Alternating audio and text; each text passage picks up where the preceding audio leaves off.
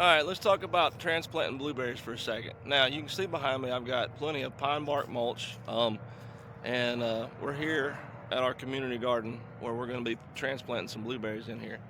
So this is December 22nd, so prime time to be transplanting. And for blueberries, they need really acidic mulch. So what I'm going to do is I'm going to dig out my holes. I'm going to use just the pine bark to go back in the holes, and that's going to have a pH of somewhere around 4, which is blueberry's happy place. All right, follow along. I'll show you the steps. All right, so right here behind me, I've got 3 blueberries. Don't have any idea what variety they are, but they've gotten overgrown and unmanaged, and they're going to be part of the group that we're going to be transplanting. So um, first thing I'm going to do is I'm going to prune them way back. Now this smaller blueberry right here, I went ahead and just kind of took the top off, but this larger one that's kind of gotten monstrous, I'm going to go ahead and I'm going to just take basically half of the whole top off right there.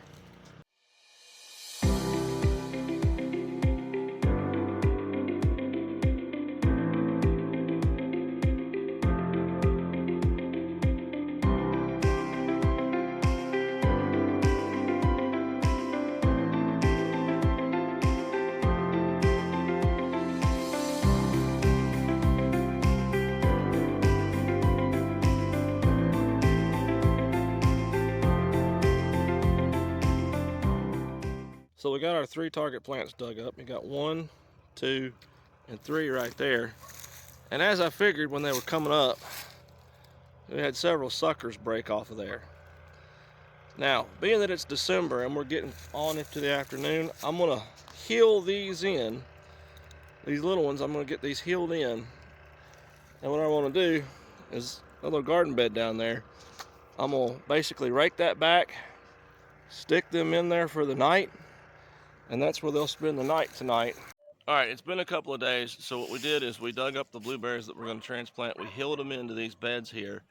Heel them into the beds simply means just bury the root ball temporarily to keep the roots damp, to prevent them from drying out and to protect them from freeze while you're waiting to transplant them. It's a tactic that you can use.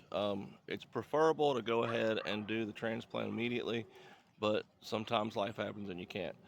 When that happens, one way to save your root balls is to heel them in temporarily into a prepared bed, and then as soon as possible, especially before they start to reroot, go ahead and finish the transplant.